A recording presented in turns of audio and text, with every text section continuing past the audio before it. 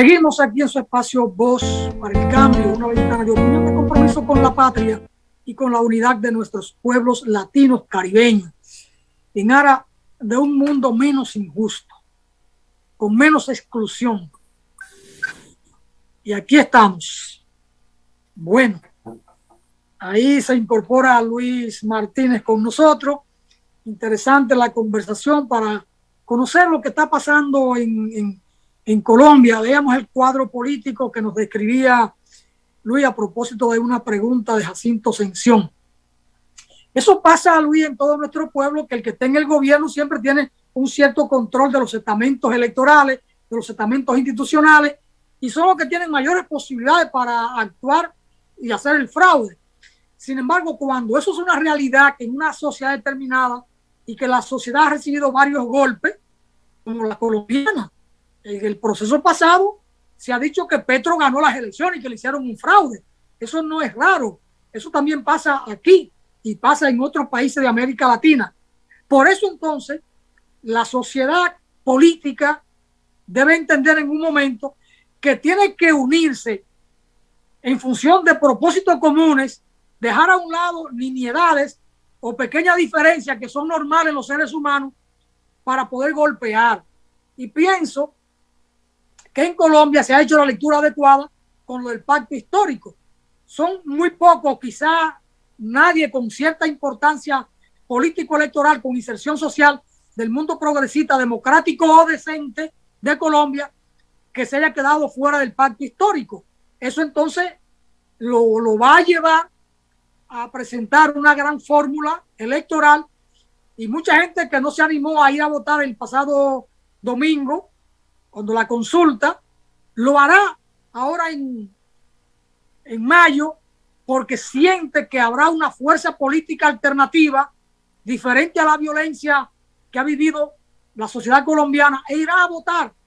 Ahora, para que no haya manera de hacer fraude, hay que llevar a la urna una rumba enorme de votos que no admita ninguna posibilidad de fraude. Pero eso además debe expresarse en las calles, que se vea, que se pueda apreciar esa auditoría visual que se puede hacer de que el pacto histórico no hay manera de derrotarlo. Entonces hay que dar esa sensación de triunfo, porque solo así mucha gente se anima a ir a las urnas. Entonces Petro y el pacto histórico no pueden dormirse los laureles de que ya ganaron. Hay que seguir contactando gente, hay que seguir buscando votos hasta que el plazo electoral se lo conceda. Hay que seguir buscando votos y hay que concitar el apoyo internacional, la solidaridad internacional, porque eso ayuda a evitar el fraude. Que sepan que no pueden actuar fraudulentamente porque habrá una comunidad internacional también vigilando. Eso es importante, Luis. Ahí te dejo un poco el cuadro. Luis, te frisaste. ¿Me escucha, Luis?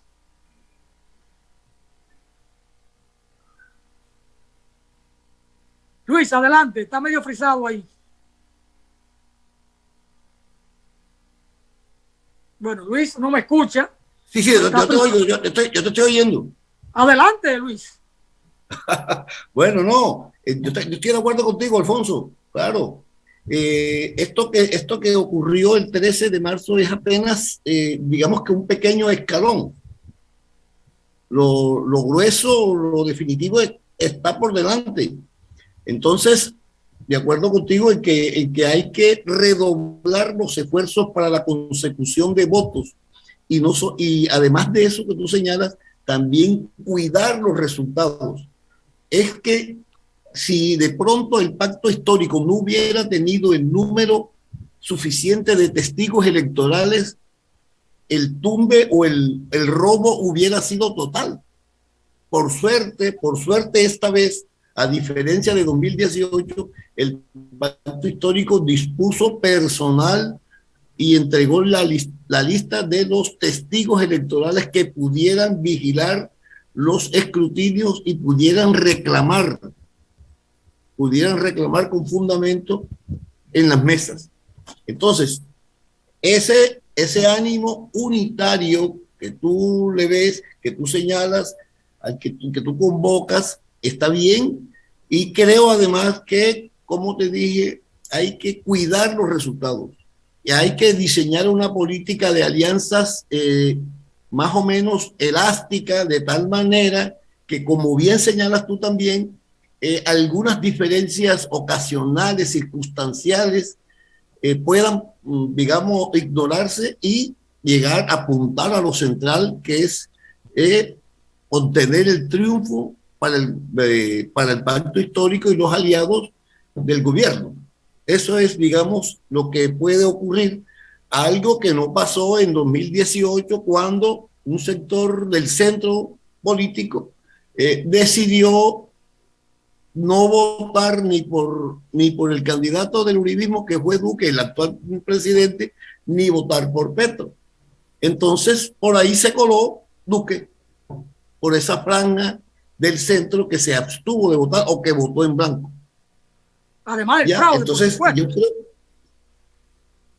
porque claro, mientras más estrecho es el margen de diferencia entre los candidatos centrales, es mayor la posibilidad de hacer el fraude. Pero cuando la diferencia es abismal, claro, el claro, fraude es mucho más difícil. Luis, una pregunta ahí.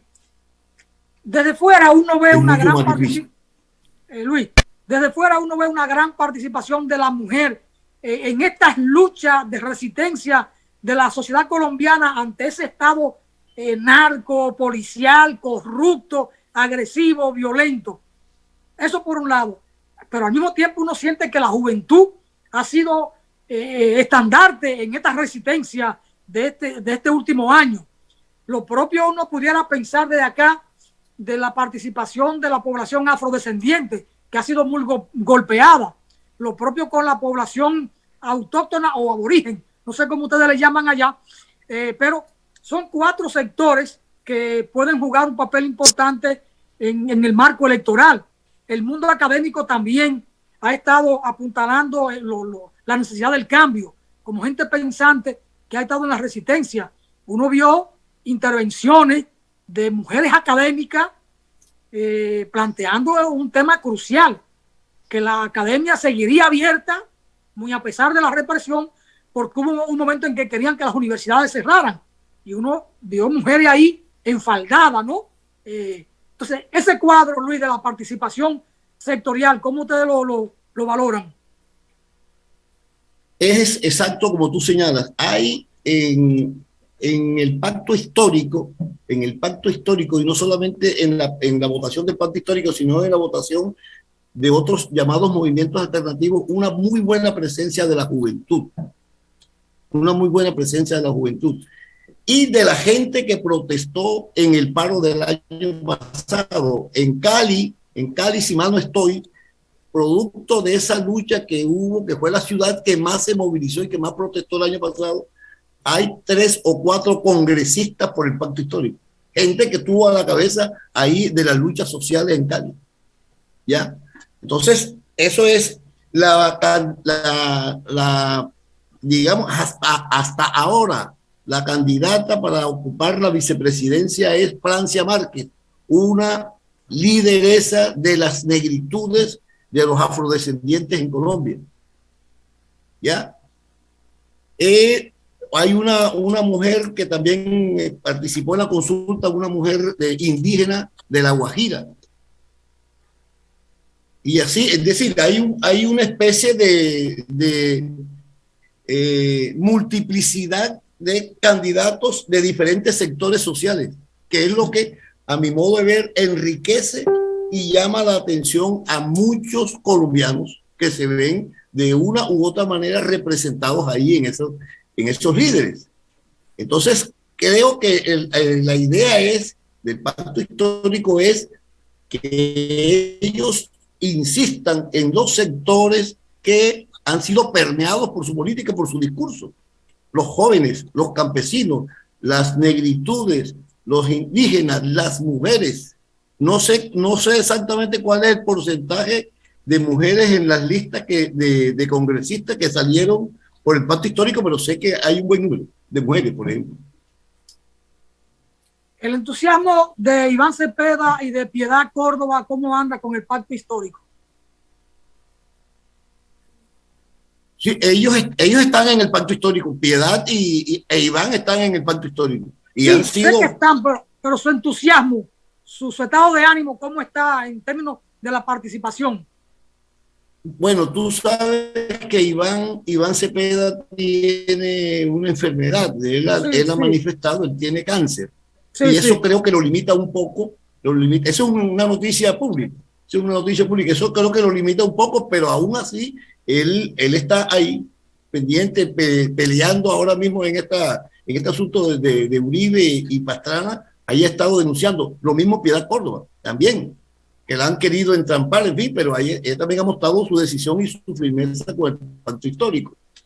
Es decir, son gente que tiene su representación, que tiene su valor y que de acuerdo con eso, pues también han expresado pues lo que interesa, que el pacto histórico llegue por lo menos a ser gobierno. El discurso de Petro entusiasma. Habla mucho de la unidad, habla mucho del amor, y eso entusiasma. Y tiene un discurso bastante comedido, no alza la voz si no hay necesidad. ¿Cómo ha ido calando ese discurso? A mí me impacta de manera positiva.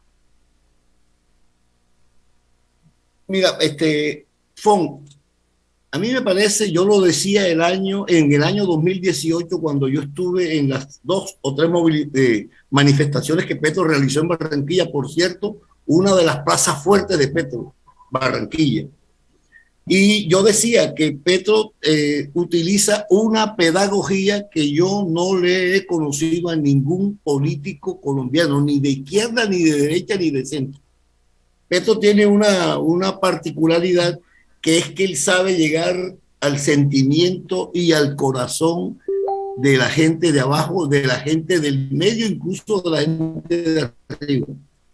Porque Petro tiene, digamos, una formación académica más o menos férrea, fuerte, y puede explicar los alcances de sus propuestas. Cuando él habló aquí de que el aguacate podía ser fuerte para las exportaciones colombianas en el 2018, aquí la derecha se burló de él. Hoy Colombia es exportador de aguacates.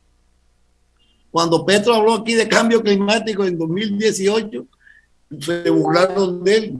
Hoy, ¿dónde estamos en materia de clima, de cambio climático?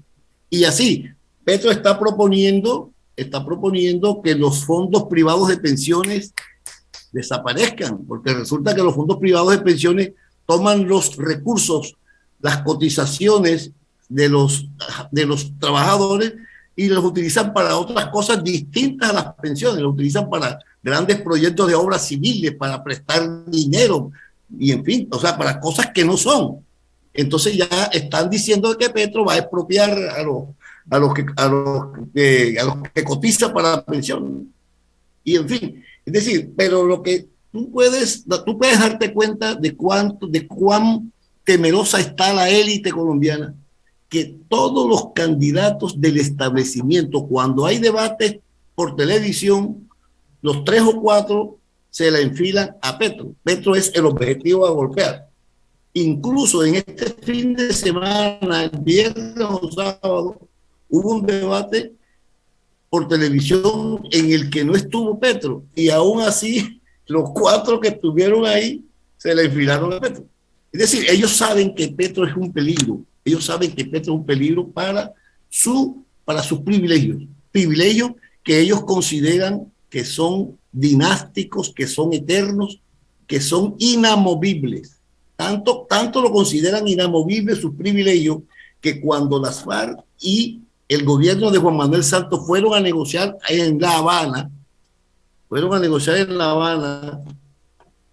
el primer punto de la agenda que presentó el gobierno de Santos fue que el sistema político, social y económico colombiano constituía un inamovible, que no era negociable. Ese fue el punto de arranque de las negociaciones por parte del gobierno. No vamos a discutir, no vamos a negociar el sistema político y económico. Entonces, cuando una élite empresarial y política está apoyada y sustentada en criterios como esos, no estamos ante cualquier cosita. Estamos ante cualquier cosita que no se mide, incluso para dar de baja a muchos opositores, como ocurrió aquí con los partidos de oposición, como la Unión Patriótica, como hicieron con Jorge Eliezer Gaitán en el 48, y como hicieron con candidatos de la oposición, incluso con candidatos de ellos mismos, como Luis Carlos Galán, que era del nuevo liberalismo, que era del Partido Liberal después, que no se miden. Es decir, cuando ellos ven en peligro sus privilegios, acuden a lo que ya sabemos. Eso es así, y pasa no solo en Colombia, pasa en cualquier parte de América Latina, e incluso ocurre en Estados Unidos. Y si no, señor, ve la experiencia que Luis, se nos fue el tiempo, nos quedan ahí 4 minutos. El tema militar,